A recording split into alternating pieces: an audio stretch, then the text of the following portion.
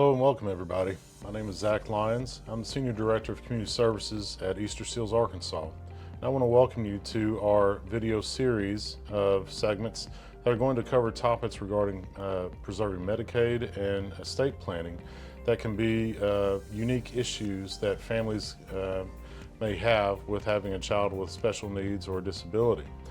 So we're going to go through this series of different topics, and we hope that it will end up being a resource for you to address these different issues and gain some insight on that. And today we have here with us Harry Ehrenberg. He's the founder of the Special Needs Estate Planning Taskforce.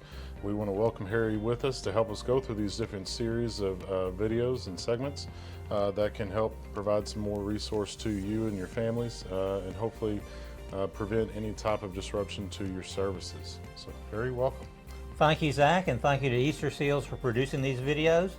Estate planning for families who have a member with special needs is complicated. It's critical that they get it right. This is a great opportunity to get people up to speed, and I hope they enjoy these videos. Thank you, Harry. Thank you.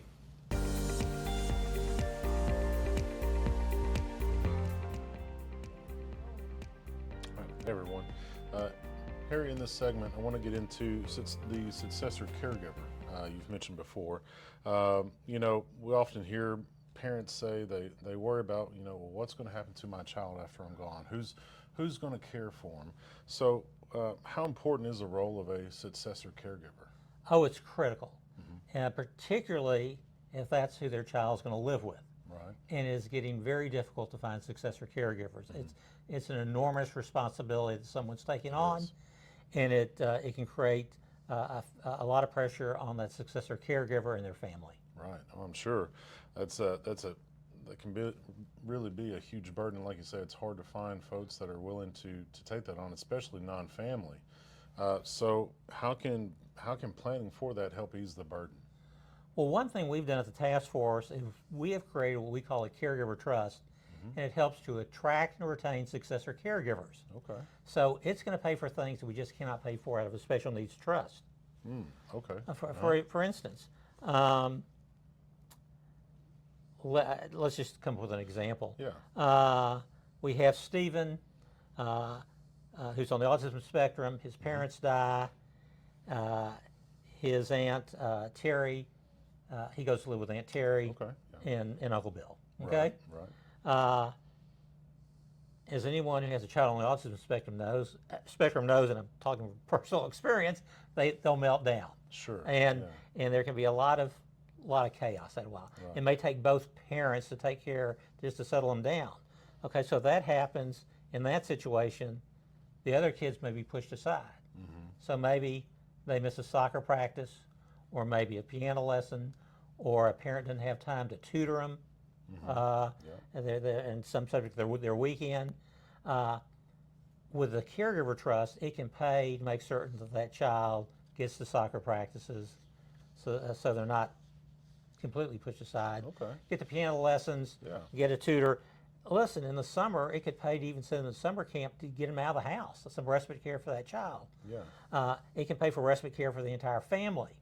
Now, you can pay for respite care for one of the caregivers out of the Special Needs Trust, but that's it.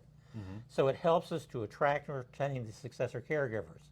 Right. Because, Yeah. No, it just sounds like, so just to point of interest here is the fact that this trust, you said the Successor Caregiver Trust, is really the focus of it, or the benefit of it is for the caregiver. Correct. And their family. It's not necessarily, you know, the beneficiary, the child with a disability. It's not necessarily directed towards them, but it's to help that caregiver to, like you said, entice them to be more willing and help them cover their day-to-day needs that they had even before taking on this new responsibility. yeah, you're exactly right, Zach, because the reality is this. It doesn't matter how good our documents are. If we need a successor caregiver and can't find them, you know, where are we? Right. And so we have to have a way to attract and retain them, and that's what the Caregiver Trust does. Right. So really what it sounds like the recommendations with your team is that not only setting up a special needs third-party trust for their child, but also going ahead and setting up a separate trust for this Successor Caregiver. So you've got those going on at the same time. And then, like you said, we also have the other, the ABLE account that we have in another video. So several different things that sounds like requires a lot of planning and possibly talking to somebody like you or your team members. It does, and candidly, and we'll have it as subject of another video. We actually have 2 other trusts that we think are advisable in this situation. Right, yeah. So we'll walk the folks through that Yeah. in another video. All right. Thanks a Harry. lot.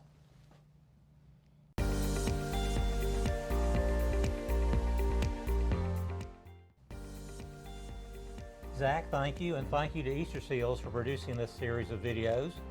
We hope you found them informative. If you have any questions about the issues we've discussed, please feel free to contact me. The task force is available for group presentations either in person or via Zoom. We are here to help families that have a child with special needs deal with these important issues.